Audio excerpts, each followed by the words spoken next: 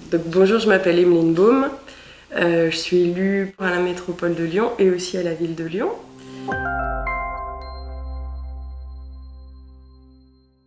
Et en France, alors les questions de déchets, la première grosse loi, elle date de 1975, donc moi j'étais pas encore née. Et en fait, elle est issue, et c'est de toute façon toute la logique en France est là, elle est issue d'une directive européenne. Et ce qu'il faut avoir en tête, c'est que certes, le Parlement européen et la Commission européenne, comme ça pour un habitant, ça parle pas trop.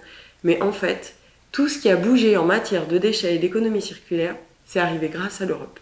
C'est parce qu'en Europe, il y a des gens qui se sont mobilisés, qu'on a été obligé en France de transposer en gros des directives. Donc ça a commencé en 1975 et là, si on tire le fil, c'est vrai jusqu'en 2020. Ce qu'on appelle la loi économie circulaire, elle est issue du paquet économie circulaire européen. Ça ne veut pas dire qu'il n'y a pas des discussions franco-françaises et que dans le texte, ce sont bien des réalités franco-françaises qui sont travaillées, mais n'empêche que l'impulsion, elle est européenne. La loi de 1975, c'est la première loi qui mettait en place le principe de pollueur-payeur. Je pense que vous avez dû lire le rapport Vernier. C'est un sénateur qui a écrit un rapport sur, il y a 2 ans ou 1 an et demi, sur ce qu'on appelle la responsabilité élargie du producteur. Donc ce principe de dire, bah voilà, finalement, tout industriel qui veut mettre en vente, qui met en vente quelque chose, il doit assurer la fin de vie de ce quelque chose, de cet emballage ou de ce bien manufacturé. Et du coup, bah, on met en place une petite taxe, très légère. Mais ça date de... En 1975, ça a été voté. La première REP, elle a été mise en place en 1992.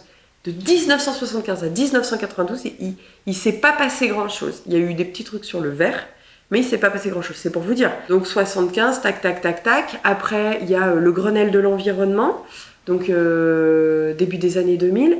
Et là, le Grenelle de l'environnement, c'est vraiment la question... En fait, derrière, c'est vraiment quand même la question de l'impact de la consommation sur la nature avec un grand N. Et là, on arrive à des objectifs de recyclage. Parce qu'ils se disent, il y a quand même derrière un peu la question des dépôts sauvages, la question de la dégradation. On n'est pas sur la place de l'homme dans la société, ni même, donc on n'est pas sur le pillage des ressources, on n'est pas sur la raréfaction, on est sur, on va pas trop dégrader, et c'est pas mal, hein. Et puis il y a eu quand même une grande démarche collective autour du Grenelle. Et puis après, on arrive à la loi TECV, c'est quoi? Transition énergétique pour une croissance verte, donc en août 2015, où là il y a des objectifs chiffrés pour les territoires, donc de recyclage matière, de recyclage énergétique, de limitation de l'enfouissement.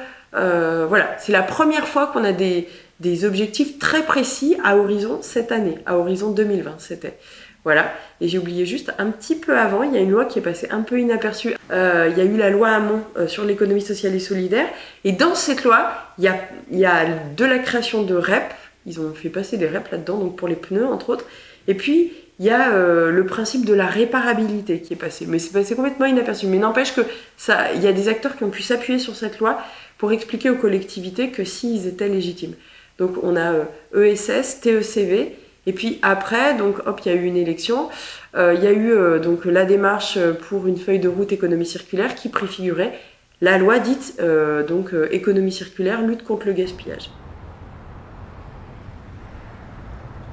L'économie circulaire, en fait, c'est organiser la descente matérielle et énergétique d'une société par l'éco-conception, la consommation responsable, l'approvisionnement local, la réparation, le réemploi, la réutilisation, la remanufacture et en dernier lieu, avant-dernier lieu, le recyclage matière et en dernier lieu, le recyclage énergétique. Sachant que pour moi, le recyclage fait pas vraiment partie de l'économie circulaire au sens où finalement, quand on parle de recyclage, on parle vraiment de déchets, alors que tout ce qu'il y a avant, ça relève vraiment de la prévention et de la réduction du déchet.